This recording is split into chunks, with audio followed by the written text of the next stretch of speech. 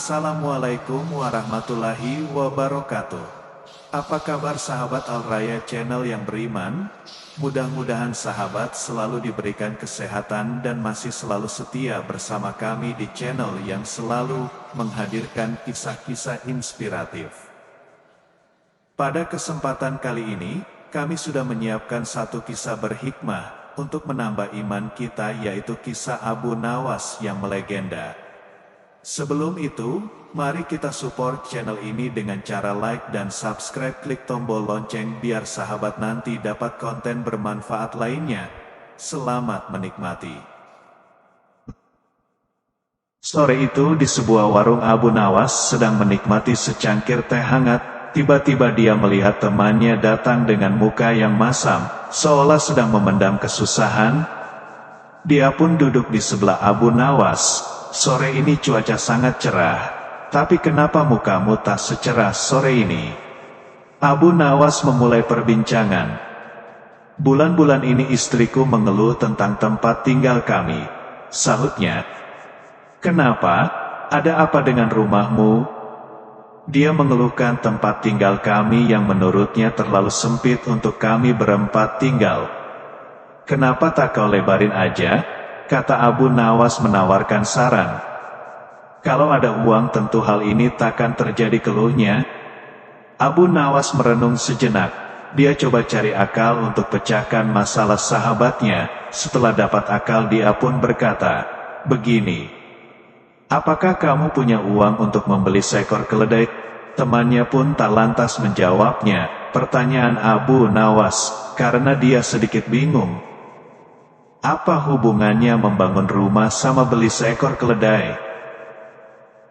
Tapi dalam hatinya dia yakin pada sahabatnya yang satu ini, karena dia selalu mendapat jalan keluar dari masalah apapun yang ia hadapi. Kemudian ia menjawab, ya, untuk beli seekor keledai saja saya punya.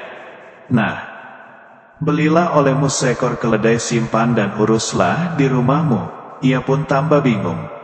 Bagaimana tidak?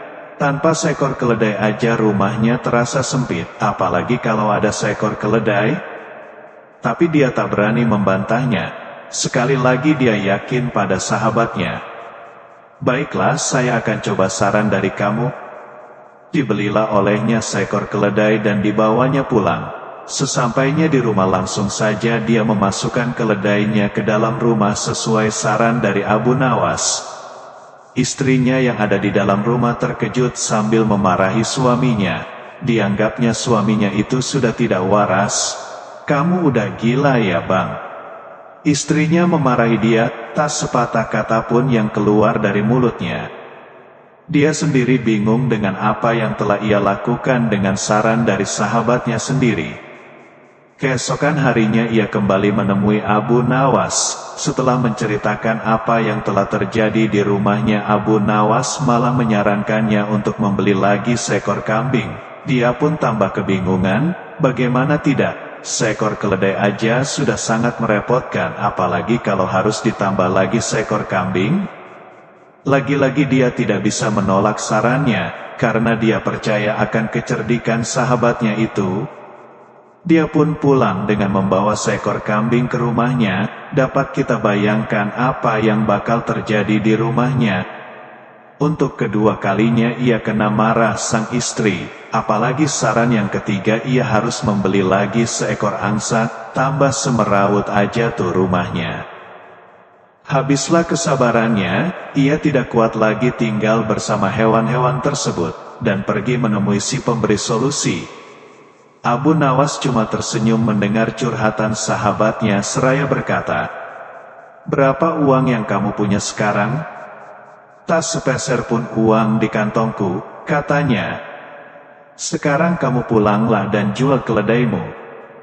Keesokan harinya setelah dia menjual keledainya, dia kembali menemui Abu Nawas. Namun kali ini ada yang berbeda, di wajahnya sedikit lebih cerah. Bagaimana keadaan rumahmu sekarang? Tanya Abu Nawas. Alhamdulillah, rumahku sekarang terasa sedikit lapang setelah keledainya ku jual. Nah, sekarang kamu jual kambing dan angsanya, saran Abu Nawas lagi. Dia pun menuruti kata sahabatnya itu. Keesokan harinya, wajah dia benar-benar sumringah, tak ada beban yang tergambar di wajahnya sedikit pun, dan dia berterima kasih pada Abu Nawas sahabatnya. Akhirnya, dia dan istrinya sadar bahwa kelapangan itu ada setelah kita merasakan terlebih dulu kesempitan. Abu Nawas debat kusir tentang ayam. Melihat ayam betinanya bertelur, Baginda tersenyum. Beliau memanggil pengawal agar mengumumkan kepada rakyat bahwa kerajaan mengadakan sayembara untuk umum. Sayembara itu berupa pertanyaan yang mudah tetapi memerlukan jawaban yang tepat dan masuk akal. Barang siapa yang bisa menjawab pertanyaan itu akan mendapat imbalan yang amat menggiurkan. 1 pundi penuh uang emas. Tetapi bila tidak bisa menjawab, maka hukuman yang menjadi akibatnya. Banyak rakyat yang ingin mengikuti sayembara itu, terutama orang-orang miskin. Beberapa dari mereka sampai meneteskan air liur. Mengingat beratnya hukuman yang akan dijatuhkan, maka tak mengherankan bila pesertanya hanya 4 orang. Dan salah satu dari para peserta yang amat sedikit itu adalah Abu Nawas. Aturan main sayembara itu ada 2. Pertama, jawaban harus masuk akal.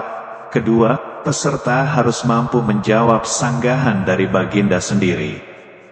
Pada hari yang telah ditetapkan, para peserta sudah siap di depan panggung. Baginda duduk di atas panggung. Beliau memanggil peserta pertama. Peserta pertama maju dengan tubuh gemetar.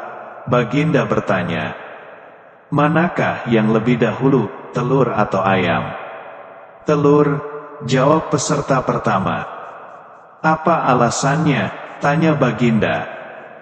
"Bila ayam lebih dahulu itu tidak mungkin karena ayam berasal dari telur," kata peserta pertama menjelaskan. "Kalau begitu siapa yang mengerami telur itu?" sangga Baginda. Peserta pertama pucat pasi, wajahnya mendadak berubah putih seperti kertas. Ia tidak bisa menjawab. Tanpa ampun ia dimasukkan ke dalam penjara. Kemudian peserta kedua maju, ia berkata, "Paduka yang mulia, sebenarnya telur dan ayam tercipta dalam waktu yang bersamaan." "Bagaimana bisa bersamaan?" tanya Baginda. "Bila ayam lebih dahulu itu tidak mungkin karena ayam berasal dari telur, bila telur lebih dahulu itu juga tidak mungkin karena telur tidak bisa menetas tanpa dirami," kata peserta kedua dengan mantap. "Bukankah ayam betina bisa bertelur tanpa ayam jantan?" sangga Baginda memojokkan. Peserta kedua bingung, ia pun dijebloskan ke dalam penjara. Lalu giliran peserta ketiga, ia berkata, "Tuanku yang mulia, sebenarnya ayam tercipta lebih dahulu daripada telur." "Sebutkan alasanmu," kata Baginda. "Menurut hamba, yang pertama tercipta adalah ayam betina," kata peserta ketiga meyakinkan. "Lalu bagaimana ayam betina bisa beranak pinak seperti sekarang, sedangkan ayam jantan tidak ada?" kata Baginda memancing. "Ayam betina bisa bertelur tanpa ayam jantan, telur dirami sendiri, lalu menetas dan menurunkan anak ayam jantan, kemudian menjadi ayam jantan dewasa dan mengawini induknya sendiri." Peserta ketiga berusaha menjelaskan. "Bagaimana bila ayam betina mati sebelum ayam jantan yang sudah dewasa sempat mengawininya?" Peserta ketiga pun tidak bisa menjawab sanggahan Baginda, ia pun dimasukkan ke penjara. Kini tiba giliran Abu Nawas, ia berkata, "Yang pasti adalah telur dulu, baru ayam." "Coba terangkan secara logis," kata Baginda ingin tahu. "Ayam bisa mengenal telur, sebaliknya telur tidak mengenal ayam," kata Abu Nawas singkat. Agak lama Baginda Raja merenung. Kali ini Baginda tidak nyanggah alasan Abu Nawas. Siasat menaklukkan monyet. Pada suatu hari Abu Nawas tengah melihat pertunjukan monyet ajaib. Ajaib karena si monyet ini hanya mau diperintah oleh pemiliknya saja. Kalau diperintah oleh orang lain maka dia akan menolak. Namun, dengan kecerdasan yang dimilikinya, Abu Nawas akhirnya berhasil mengecosi monyet sehingga menuruti perkataan Abu Nawas. Pada suatu hari yang cerah, Abu Nawas telah mendapatkan perintah dari Raja Harun ar-Rasyid untuk mengamati dan mencari tahu kekurangan yang ada pada rakyatnya. Maklumlah, selain terkenal sebagai penyair ulum, Abu Nawas juga termasuk salah satu orang kepercayaan Baginda Raja, karena usulan-usulan dan petuahnya yang seringkali tidak masuk akal, namun tetap bisa menjadi solusi ketika masalah sedang tiba melanda. Pada suatu malam, Abu Nawas melangkahkan kedua kakinya dengan santai menyisir kota. Selama dalam perjalanan, ia sama sekali tidak melihat adanya sesuatu yang dirasa janggal, karena kesejahteraan penduduk pada waktu itu boleh dibilang cukup layak. Akan tetapi, pada saat Abu Nawas tengah berada di depan tanah lapang yang sering digunakan penduduk untuk mengadakan hajatan, tiba-tiba langkah kakinya terhenti dengan adanya kerumunan massa yang begitu banyak. Abu Nawas pun bertanya kepada temannya yang bernama Hussein yang secara kebetulan baru melihat pertunjukan di sana. "Ada pertunjukan apa di sana?" tanya Abu Nawas. "Pertunjukan keliling yang melibatkan monyet ajaib," jawab Hussein. "Apa maksudmu dengan monyet ajaib?" tanya Abu Nawas. "Monyet tersebut bisa mengerti bahasa manusia dan yang lebih menakjubkan lagi, monyet itu hanya mau tunduk kepada pemiliknya saja," jelas Hussein. Jawaban Hussein itu telah membuat Abu Nawas semakin tertarik dan penasaran. Dia langsung pamit pada temannya itu untuk melihat pertunjukan monyet itu. Ketika Abu Nawas sudah berada di tengah kerumunan pada penonton, ternyata sang pemilik monyet dengan bangga menawarkan hadiah yang cukup besar bagi siapa saja yang sanggup membuat monyet itu mengangguk-angguk. Tak heran bila banyak di antara penonton mencoba satu persatu, mereka berusaha dengan berbagai cara untuk membuat monyet itu mengangguk-angguk. Namun, hasilnya adalah sia-sia belaka. Melihat kegigihan si monyet tersebut, Abu Nawas semakin penasaran. Akhirnya Abu Nawas maju ke depan untuk mencobanya. Setelah berhadapan dengan monyet itu, Abu Nawas bertanya, "Tahukah engkau siapa aku ini?" Si monyet menggeleng-gelengkan kepala. "Apakah engkau tidak takut kepadaku?" tanya Abu Nawas. Si monyet menggelengkan kepalanya. "Apakah engkau takut kepada tuanmu?" tanya Abu Nawas memancing dan si monyet mulai ragu. "Bila engkau tetap diam, maka aku akan laporkan kepada tuanmu," ancam Abu Nawas kepada monyet. Seketika itu juga, si monyet yang pada dasarnya hanya takut kepada tuannya, secara spontan saja mengangguk-anggukkan kepala. Hore! Sontak saja para penonton bersorak karena ada orang yang mampu membuat si monyet mengangguk-anggukkan kepala. Karena keberhasilan Abu Nawas tersebut, maka ia telah mendapatkan hadiah berupa uang yang lumayan banyak. Di lain pihak, si pemilik monyet bukan main marahnya.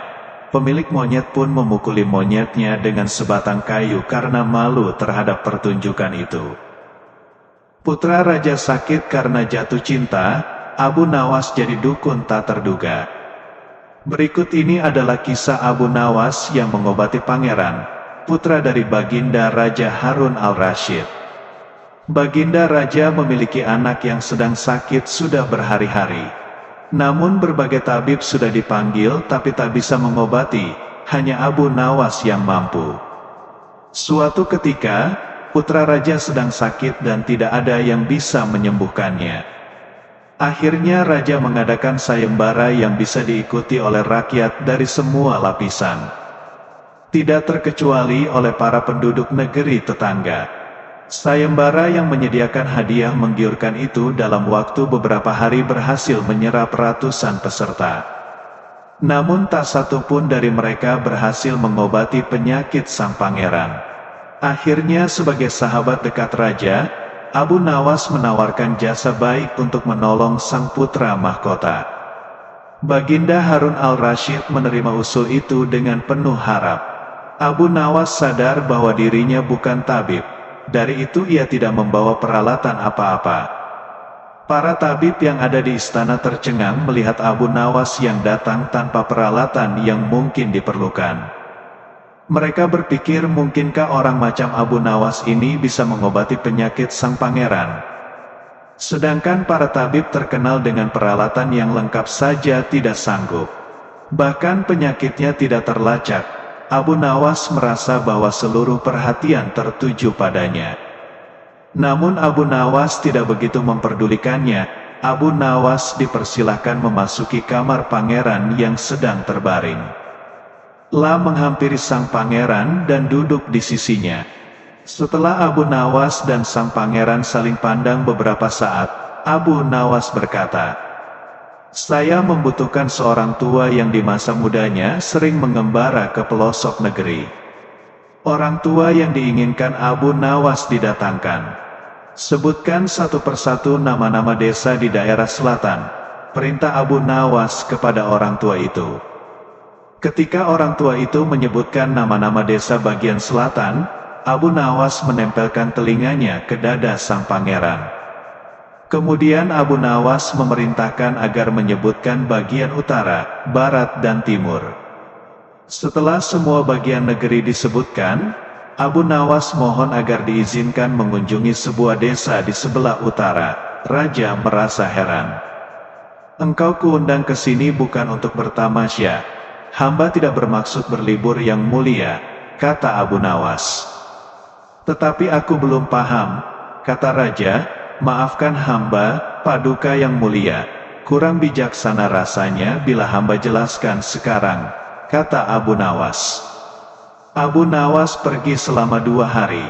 Sekembali dari desa itu, Abu Nawas menemui sang pangeran dan membisikkan sesuatu, kemudian menempelkan telinganya ke dada sang pangeran.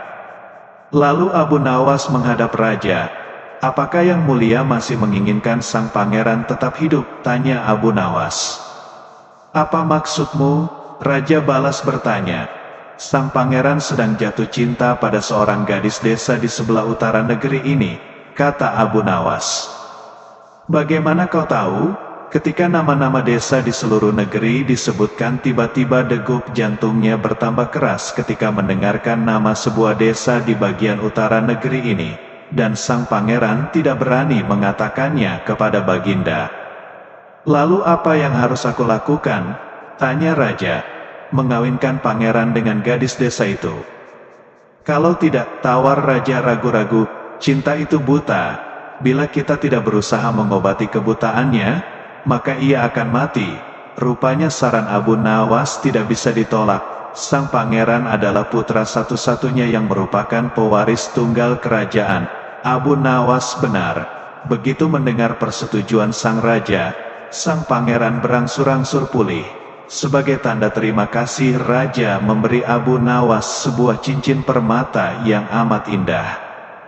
Ketika Abu Nawas kehilangan kecerdikannya di depan tukang jagal, raja yang dijadikan tumbal. Berikut ini adalah kisah Abu Nawas yang hampir kehilangan kecerdikannya saat ditangkap tukang jagal. Padahal, Abu Nawas adalah sosok yang cerdik dan selalu menemukan solusi.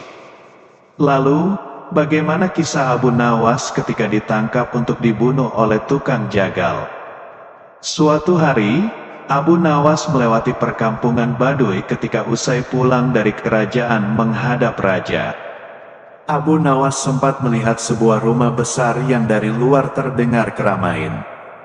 Abu Nawas tertarik untuk melihat ada apa orang-orang Baduy berkumpul di sana. Setelah masuk, ternyata rumah besar itu adalah tempat orang Baduy menjual bubur haris, yaitu bubur khas makanan para petani. Abu Nawas tidak segera masuk ke rumah besar itu, karena merasa lelah. Dia ingin istirahat sehingga terus berjalan ke arah pinggiran desa. Abu Nawas beristirahat di bawah sebatang pohon rindang. La merasa hawa di situ amat sejuk dan segar sehingga dia tertidur di bawah pohon. Abu Nawas tak tahu berapa lama ia tertidur.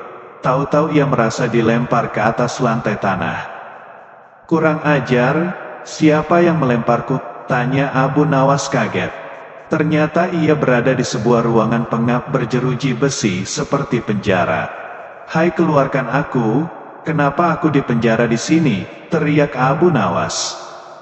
Beberapa saat kemudian muncul seorang badui bertubuh besar. Rupanya, orang inilah yang menjual bubur Haris di rumah besar di tengah desa tadi. "Jangan teriak-teriak, cepat makan ini," kata orang sambil menyodorkan piring ke lubang ruangan. Abu Nawas tidak segera makan. "Mengapa aku dipenjara? Kau akan kami sembelih dan akan kami jadikan campuran bubur Haris." "Hah, jadi yang kau jual di tengah desa itu bubur manusia?" "Iya, itulah makanan favorit kesukaan kami. Jadi kalian sekampung suka makan daging manusia?" "Lia, termasuk dagingmu, sebab besok pagi kau akan kami sembelih." "Sejak kapan kalian makan daging manusia?" Oh, sejak lama. Setidaknya sebulan sekali kami makan daging manusia." "Dari mana saja kalian dapatkan daging manusia?" "Kami tidak mencari kemana-mana, hanya setiap kali ada orang masuk atau lewat di desa kami pasti kami tangkap dan akhirnya kami sembelih untuk dijadikan bubur," ucap orang Baduy itu. Abu Nawas pun panik dan berpikir keras untuk mencari solusi meloloskan diri dari bahaya maut ini. Lah heran, kenapa raja tidak mengetahui bahwa di wilayah kekuasaannya ada kanibalisme, ada manusia makan manusia. Barangkali para menteri hanya melaporkan hal yang baik-baik saja. Mereka tidak mau bekerja keras untuk memeriksa keadaan penduduk, pikir Abu Nawas. "Baginda harus mengetahui hal seperti ini secara langsung," tutur Abu Nawas. Setelah memberi makan berupa bubur Baduy itu meninggalkan Abu Nawas. Abu Nawas tentu saja tak berani makan bubur itu karena bubur manusia. Terpaksa dia menahan lapar semalaman tak tidur. Esok harinya Baduy itu datang lagi. "Bersiaplah, sebentar lagi kau akan mati." Abu Nawas berkata, "Tubuhku ini kurus. Walaupun kau sembelih kau tidak akan memperoleh daging yang banyak. Kalau kau setuju nanti sore akan kubawakan temanku yang bertubuh gemuk. Dagingnya bisa kalian makan selama 5 hari. "Benarkah? Aku tidak pernah bohong." Akhirnya orang Baduy itu mempercayai dan melepaskan Abu Nawas. Abu Nawas langsung pergi ke istana menghadap raja. Setelah berbasa-basi, maka Baginda bertanya kepada Abu Nawas, "Ada apa Abu Nawas?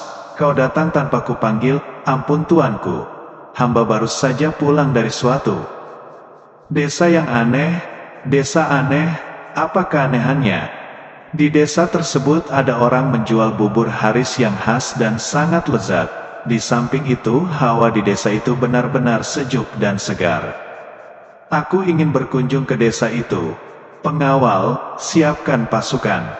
"Ampun tuanku, jangan membawa-bawa pengawal. Tuanku harus menyamar jadi orang biasa. Tapi ini demi keselamatanku sebagai seorang raja." "Ampun tuanku, jika bawa-bawa tentara maka orang sedesa akan ketakutan dan tuanku takkan dapat melihat orang menjual bubur khas itu." "Baiklah, kapan kita berangkat?" "Sekarang juga tuanku, supaya nanti sore kita sudah datang di perkampungan itu." Demikianlah, Baginda dengan menyamar sebagai seorang biasa mengikuti Abu Nawas ke perkampungan orang-orang Baduy kanibal. Abu Nawas mengajak Baginda masuk ke rumah besar tempat orang-orang makan bubur. Di sana mereka membeli bubur. Baginda memakan bubur itu dengan lahapnya. "Betul katamu, bubur ini memang lezat," kata Baginda setelah makan. "Kenapa buburmu tidak kau makan Abu Nawas?" "Hamba masih kenyang," kata Abu Nawas sambil melirik dan berkedip ke arah penjual bubur. Setelah makan, Baginda diajak ke tempat pohon rindang yang hawanya sejuk, tempat Abu Nawas tertidur. "Betul juga katamu, di sini hawanya memang sejuk dan segar. Ah, aku kok mengantuk sekali," kata Baginda. "Tunggu tuanku, jangan tidur dulu. Hamba pamit mau buang air kecil di semak belukar sana." "Baik, pergilah Abu Nawas." Baru saja Abu Nawas melangkah pergi, Baginda sudah tertidur.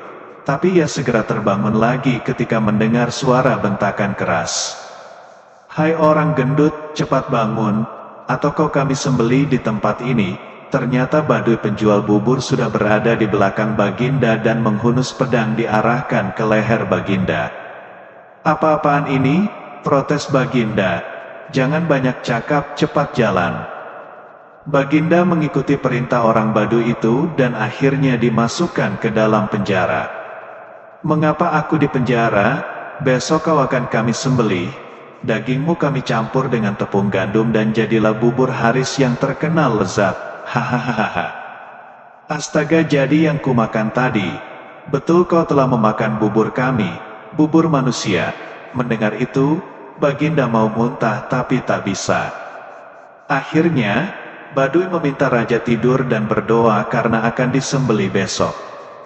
Berapa penghasilanmu sehari dari menjual bubur itu? Tanya Baginda. 50 dirham.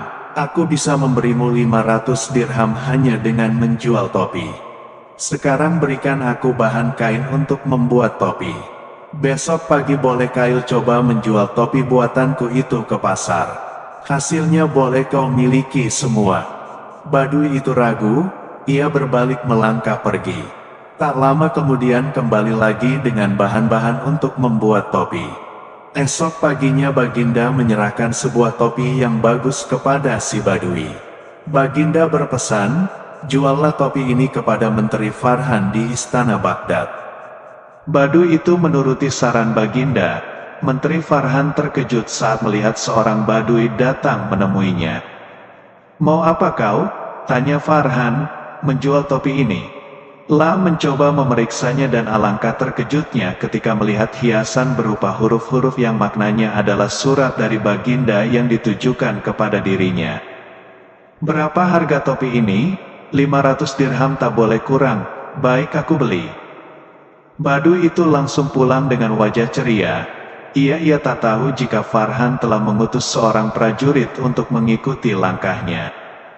Siangnya prajurit itu datang lagi ke istana dengan melaporkan lokasi perkampungan si penjual bubur. Farhan cepat bertindak sesuai pesan di surat Baginda. 1000 orang tentara bersenjata lengkap dibawa ke perkampungan. Semua orang Baduy di kampung itu ditangkapi sementara Baginda berhasil diselamatkan. Untung kau bertindak cepat, terlambat sedikit saja aku sudah jadi bubur, kata Baginda kepada Farhan. Semua ini gara-gara Abu Nawas, kata Farhan. Benar, tapi juga salahmu, kau tak pernah memeriksa perkampungan ini bahwa penghuninya adalah orang-orang kanibal. Bagaimanapun Abu Nawas harus dihukum. Ya, itu pasti, hukuman mati, sahut Farhan. Hukuman mati, ya. Kita coba apakah dia bisa meloloskan diri, sahut Baginda.